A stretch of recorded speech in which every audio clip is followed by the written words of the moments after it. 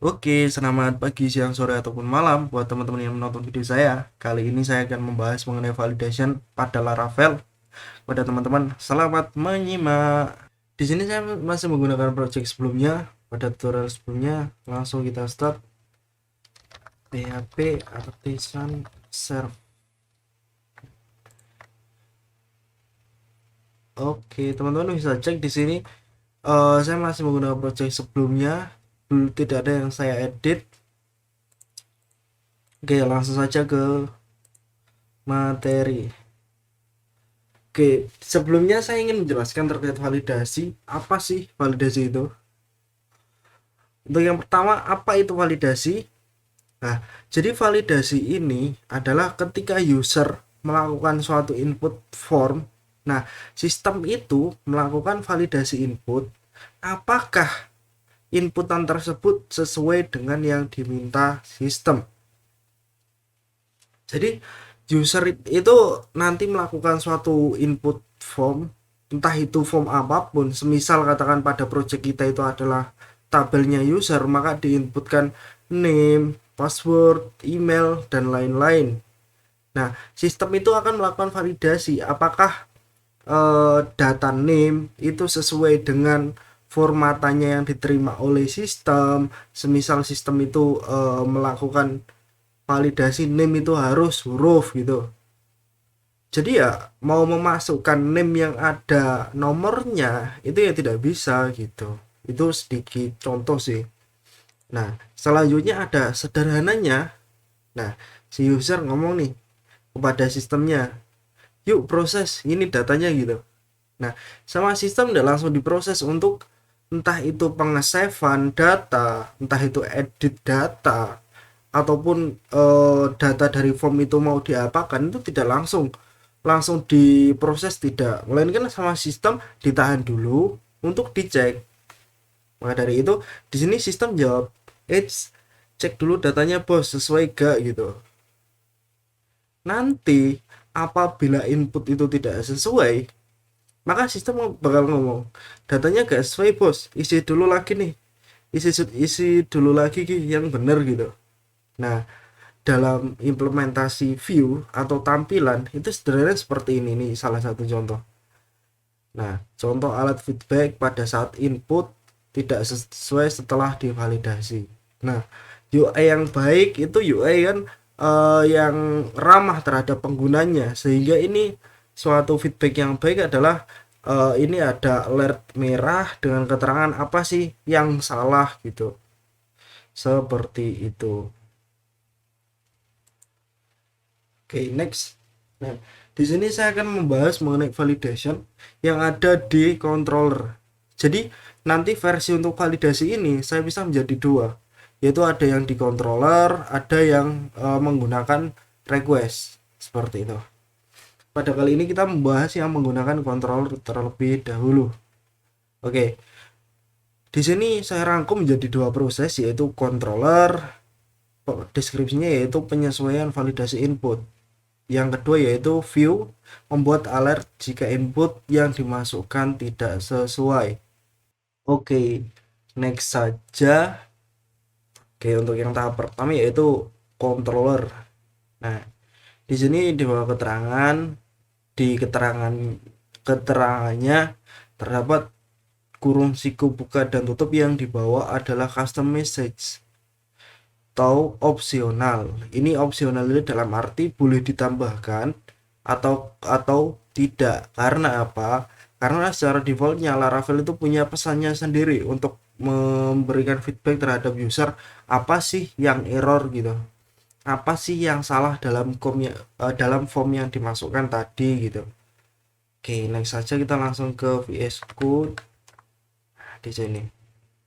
Nah, karena untuk yang pertama yaitu setting controller, kita pergi ke controller kita. Nah, kita cari function store. Nah, ini sebelumnya kita kan sudah ada validasi kan di sini. Teman-teman pasti juga sudah mulai paham kemarin jelaskan terkait apa itu validasi. Nah, ini berhubungan dengan view ini ya. View yang create. Nah, ini. Nah, semisal nih user mau memasukkan atau mau menyimpan data user baru gitu. Nah, di sini proses validasinya itu ini. Di halaman create, user kan melakukan input kolom name kan. Ini ada name, email, lalu ini ada drop down role ID, mohon maaf, input select, kok tetap drop down sih. Nah, salahnya adalah password gitu. Nah, pun juga kita bisa cek di tampilan browser yang ketika kita menambahkan tambah user. Di sini ada input kolom name gitu, email, role, dan juga password gitu. Nah, lalu prosesnya itu ketika diklik button create, ini kan otomatis ke controller kan, ke user controller kan. Nah, sebelum data itu dibuat, ini pada line 57 ini suatu proses data dibuat. Sebelumnya itu adalah ada suatu proses validasi. Nah, tempatnya di sini. Nah, ini validasi ini teman-teman bisa nih mencari validasi bagaimana apa saja sih validasi yang dimiliki Laravel itu teman-teman bisa. Nah, di sini secara sederhana name ini ada 3 validasi lah di sini. Ada required, ini artinya dibutuhkan atau harus diisi gitu. Ada string, string itu kan harus tipe datanya harus string gitu. Lalu ada maksimal, maksimal input itu 75 karakter di sini. Nah, seperti ini. Begitupun juga email gitu. Email itu required untuk yang pertama. Untuk validasinya itu required ini dibutuhkan gitu. Tidak boleh kosong gitu. Lalu email DNS. DNS itu formatan dari penulisannya itu harus ada seperti ini. Add gitu. Nah, semisal nih aku punya email sayonara@gmail.com. Nah, ini sudah masuk dalam DNS gitu. Sebenarnya tidak masalah dengan penulisan seperti ini. Itu tidak masalah. Cuma lebih aman itu bila mana ada DNS seperti ini. Lebih aman lagi bila mana teman-teman menambahkan di sini RFC gitu. DNS spasi RFC gitu. Nah, RFC ini apa? RFC ini akan mengecek apakah domain itu sudah sesuai gitu.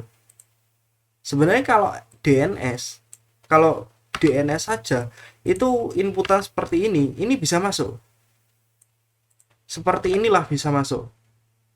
Tapi kalau teman-teman tambahkan di sini RFC, maka seperti ini tidak bisa masuk, tidak bisa lolos dari validasi yang kita buat. Harus seperti ini. Nah, kenapa RFC ini apakah domainnya itu sesuai lah gitu. Seperti ini baru bisa masuk bila mana kita menggunakan validasi RFC seperti itu. Nah, oke. Selanjutnya di sini ada unique user. Nah, yang dimaksud dengan unique user itu seperti apa gitu. Validasi unique user itu seperti apa gitu. Unique user ini maksudnya adalah email yang nanti masuk dari inputan ini itu tidak boleh emailnya itu sama dengan email yang sudah pernah masuk ke dalam sistem kita gitu. Kita coba buka localhost phpMyAdmin.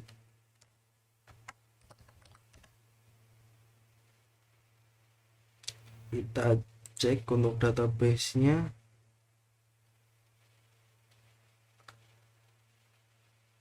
Kita cek user. Nah, di sini kan ada list email nih. List email dari keseluruhan user. Nah, unique user ini maksudnya email yang dimasukkan di sini pada saat create data user ini itu tidak boleh sama dengan email yang sudah masuk pada database kita gitu. Itu unique user gitu. Nah, selanjutnya yaitu oke lah, referred paham, integer paham, maksudnya yang dimasukkan itu harus numerik atau angka gitu. Nah, sedangkan titik dua roles, id ini sudah saya jelaskan juga pada tutorial sebelumnya, bahwasanya yang dimasukkan di sini itu value-nya ini kan diambil dari ini kan ya. Bentar, ke create kan yang diambil kan value ini, tepatnya di sini. Nah, itu kan nanti memunculkan antara roles antara 1 dan 2 kan. Maka dari itu selanjutnya ini ada role name yang maksudnya adalah ini. Name-nya apa gitu. Jadi sebenarnya di role ini value-nya itu bukan super admin ataupun admin gitu. Melainkan value-nya 1, 2 gitu. Nah, terus hubungannya apa sama yang ini gitu, validasi access titik dua roles, id. Jadi maksudnya yang dimasukkan dalam inputan role underscore id ini adalah angka yang mana ada di dalam tabel rows, tepatnya pada kolom id gitu.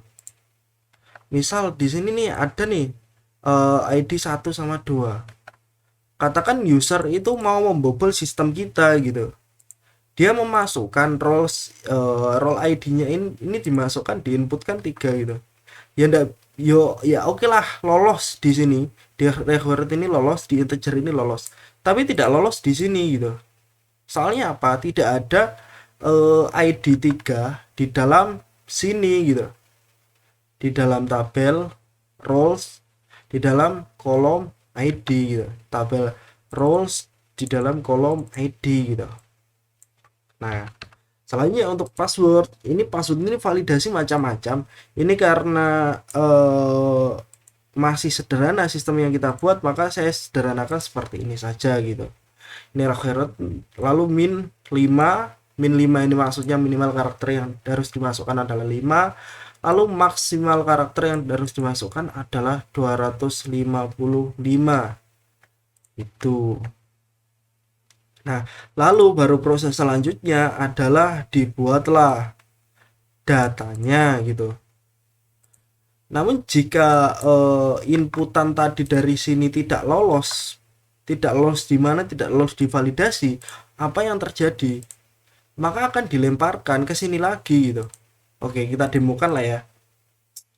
Seperti misal ini, name ini kan required kan, dibutuhkan atau tidak boleh nol, tidak boleh kosong. Nah, kita coba masukkan kosong di sini.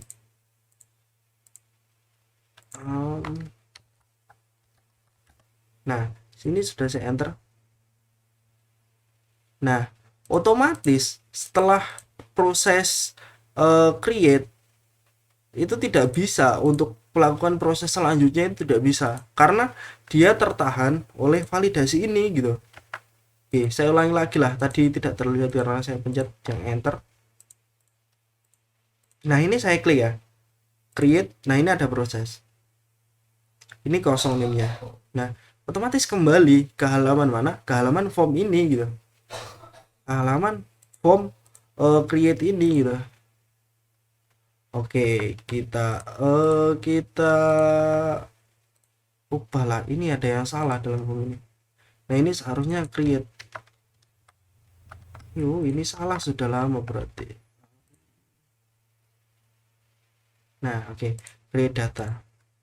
Nah, seperti itulah untuk validasi. Sebenarnya validasi ini sangat banyak, dari Laravel sendiri menyediakan banyak untuk validasi. Teman-teman bisa lihatlah di dokumentasi Laravelnya. Di sini entah itu nanti digunakan untuk email apa saja, entah mungkin yang saya jelaskan tadi ada DNS, RFC gitu. Nah, di sini sangat banyak untuk dokumentasi Laravel itu secara default apa aja sih gitu. Nah, teman-teman bisa misal ada validasi file gitu. Kita cari min. Nah, ini bila mana nanti sudah ada CRUD file. Nah, ini untuk validasi file gitu. Ini filenya harus video atau AVI gitu. Formatannya harus video atau AVI gitu. Nah, ini misal format dari file foto itu harus selah JPG, BMP atau PNG gitu. Sangat macam-macam untuk validasi ini. Nah, agar teman-teman tidak kesulitan, apa sih validasinya gitu. Teman-teman bisa langsung lah lihat di web officialnya Laravel ini, tepatnya di validation gitu. Nah, tadi kan ketika ini kita buat, kita create itu kan langsung dipentalkan atau dikembalikan ke halaman ini kan ya, tanpa adanya feedback, tanpa adanya keterangan apa yang salah gitu. Nah, di sini kita akan tambahkan untuk ini. Kita kembalilah ke PPT-nya terlebih dahulu. Next. Nah, ini pada view. Kita akan memodifikasi view. Sebelumnya di sini ada keterangan penambahan alert apabila input yang dimasukkan tidak sesuai. Alert itu adalah keterangan atau notifikasi danger lah, merah warnanya. Nah, alert di atas menggunakan alert style dari Bootstrap. Nah, oke. Kita sesuaikanlah view kita agar bila mana nanti ada inputan yang salah, itu ada keterangannya seperti ini. Oke. Next saja ke Laravel. Kita pergi ke create. Nah, kita lihat tadi bagaimana sih. Nah, ini untuk yang perlu digarisbawahi itu ada di sini. Di ini kita tambahkan ini di kelasnya. Kenapa kok di kelas gitu? Sebenarnya yang diambil itu ini is invalid ini miliknya Bootstrap. Namun adanya add error ini adalah defaultnya Laravel untuk menampilkan errornya di mana gitu. Nah, lalu kita tambahkan ini juga. Nah, selain dua ini sudah ada pada form kita gitu. Oke, kita tambahkan di VS Code kita. Nah, ini sudah saya berikan satu contoh. Tadi saya tambahkan sebelum buat video. Nah, lalu setelah kita menambahkan ini, add error name is invalid and error. Nah, ini teman-teman perlu perhatikan juga. Di sini sesuai dengan namanya ini ya, name. Oke lah, selanjutnya kita membuat tadi apa, error name, error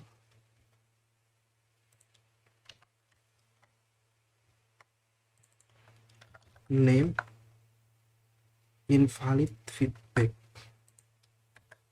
Oke, kita di sini buat kelas valid feedback message. Nah, sebentar saya cross check dulu. Error name div class invalid feedback message. Invalid feedback. Oke, kita cek lah. Kita cek di sini setelah kita tambahkan apakah ada perubahan kita ketika kita memasukkan inputan kosong di sini gitu. Oke, ini.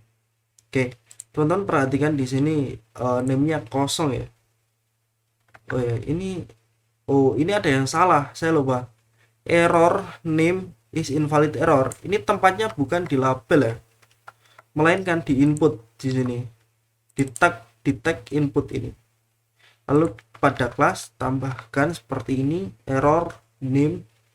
Perlu diperhatikan juga yang tadi, ini name ini harus sama dengan namanya ini. Name name gitu, name name name gitu. Oke, kita tes. Oke, ini misal namenya kosong ya, lalu kita create gitu. Oh, ada yang salah sebentar. Message. Oh, ini salah. Ini seharusnya message. Oke, kita kembali lagi ke sistemnya. Kita lakukan sekali lagi, apakah bisa? Create. Nah, ketika sebelumnya itu terpental tanpa adanya keterangan, setelah kita tambahkan alat feedback tadi, maka secara otomatis ada keterangan apa sih yang salah gitu, apa sih yang tidak sesuai gitu. Seperti misalnya ya, kita ubah di sini kontrolernya menerima name itu minimal 5 karakter lah, kita tambahkan di validasinya min 5 karakter gitu. Oke, kita buat lagi di sini. Kita tambahkan namanya 2 karakter saja di sini. Kan minimal 5 kan tadi. Minimal 5. Coba kita tambahkan. Apa yang terjadi? Kita cek create. Nah, ada keterangan the name must be at least 5 karakter gitu. Nama harus mempunyai minimal 5 karakter seperti itu. Itu untuk validasi yang mana ada feedbacknya. Nah, untuk melengkapi ini juga harus ada feedback. Seperti apa caranya? Mudah, kita ke VS Code, ke halaman create tadi. Ini kita copy saja. Error ini kita copy ke bawahnya setiap input. Teman perhatikan di sini kan ada input kan. Input, tag input. Lalu di sini di kanannya kita enter, kita pastekan. Nah, setelah kita pastekan, ini kita ubah name-nya ini sesuai dengan name-nya yang ini, inputnya ini. Karena di sini name-nya ini adalah email, maka ini kita copy, kita pastekan di sini. Email gini. Begitupun untuk input select yang di bawahnya. Nah, untuk yang input select seperti ini tempatnya di mana? Di bawahnya select. Nah, select ini yang ditutupnya select, sebelah kanannya di enter paste. Nah, gini. Karena ini name-nya adalah role underscore id, maka ini kita copy role id. Nah, seperti ini. Begitupun untuk yang password gitu. Nah, name-nya adalah password, kita copy paste. Nah, ada ini juga, ini jangan lupa untuk disesuaikan juga. Ini untuk error name-nya ini kita pastekan ke setiap kelas-kelas di tag input gitu. Ini namanya email. Nah. Oh ya, ini select, ini tempatnya di select. Oh, salah. Sebentar. Copy, paste namanya role ID, pastekan di sini. Lalu begitupun di password, banyak di ini, di kelasnya ini password gitu. Oke. Ya, sudah selesai untuk membuat alert feedbacknya. Kita coba cek controller. Misal di sini min passwordnya 5 ya. Coba kita ubah atau kita masukkan password itu yang kurang dari 5 lah, untuk mengetes validasinya yang lain bagaimana gitu. Alertnya yang lain bagaimana. Ini kita coba tes. 2 saja. Ini passwordnya ini kita masukkan 2 saja. Kita klik create. Apakah bisa? Nah, bahkan emailnya ini pun juga memberikan keterangan alert atau keterangan errornya gitu. Ini yang name ini perlu seminimalnya itu 5 karakter, dan passwordnya ini seminimalnya itu 5 karakter. Nah, seperti itu. Nah, teman-teman pun bisa edit juga, atau teman-teman tambahkan yang alert ini pada halaman edit. Soalnya ini penting untuk apa gitu, untuk keterangan agar tidak kosongan saat error dalam validasi gitu. Oke, kita tambahkan lebih dahulu di sini error. Saya di sini akan menggunakan cara cepat saya.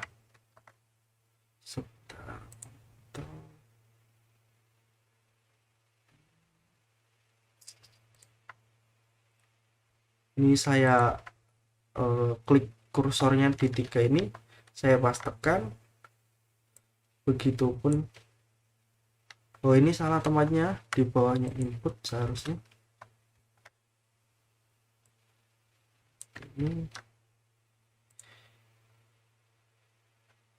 Ini tempatnya di sini, di sini.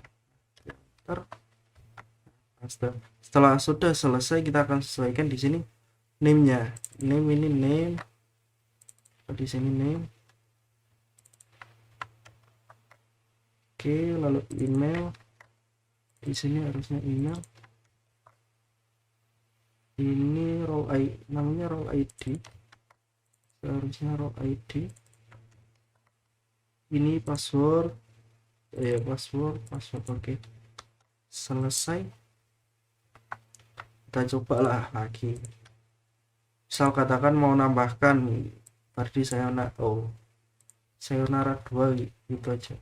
Sayonara-nya banyak itu aja tuh. Bardi super admin password kita create. Ini semua sudah sesuai dengan validasinya. Kita create untuk menambahkan data, dan alhasil ketika kita sesuai dengan validasi yang ada pada user controller, itu akan akan diproses untuk langkah selanjutnya, yaitu pembuatan data. Nah, tidak ada masalah di sini. Oh ya, juga saya tambahkan, bila mana teman-teman ingin menambahkan custom message atau pesan custom ya, itu caranya sederhana seperti ini. Ini di sini kita ke tambah user lah. Nah, bila teman-teman mau menambahkan pesan custom di sini, ini caranya seperti ini. Misal untuk menambahkan errornya ketika dikosongi ya, required dikosongi gitu. Name required diisi dulu bos. Nah, ini satu contoh saja, atau mungkin dua lah, dua ini yang min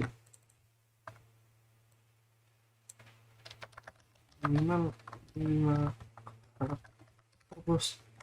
Oke, ini contoh dari pemberian custom message atau pesan custom pada validasi kita. Ini yang atas ini akan memberikan pesan custom apabila name ini tidak memenuhi yang validasi required ini. Lalu untuk yang bawahnya ini adalah name bila mana tidak memenuhi validasi yang minimal. Ini kan minimal 5 kan, ini minimal 5. Oke, langsung kita tes. Oke, kita masukkan di sini, misal kosong lah, kosong di sini. Kita create. Nah, custom message tadi ini akan tampil di sini. Ini kenapa kok seperti ini? Ini menampilkan karena di sini ini kosong gitu. Sesuai dengan kontrol yang kita buat tadi. Apabila tidak memenuhi yang required-nya ini, tidak memenuhi harus diisinya ini, maka menampilkan pesan custom ini gitu. Begitupun tidak memenuhi minimalnya gitu. Cobalah yang minimal kita coba 2 gitu, 2 karakter. Nah, keluar juga minimal 5 karakter bos gitu. Hal ini ada karena ini name min. Apabila tidak memenuhi kriteria minimalnya, ini name-nya yang tidak memenuhi kriteria minimal min-nya, maka ditambahkan pesan ini minimal 5 karakter bos gitu. Nah, seperti itu. Nah, untuk validasi yang lain teman-teman juga bisa explore sekali lagi di website resminya Laravel ini, tepatnya di validation. Sudah selesai. Terima kasih kepada teman-teman yang sudah menonton video saya. Semoga tutorial yang sedikit tadi bisa membantu dalam pemahaman teman-teman. Seperti biasa adanya quotes penutup, yaitu dari saya, sederhana, afirmasi positif kecil dengan mengatakan alam, aku pasti bisa, pada diri sendiri sangat berpengaruh terhadap proses belajar seseorang. Begitupun sebaliknya. Dari saya, Cayonara Dew, terima kasih banyak. Assalamualaikum warahmatullahi wabarakatuh.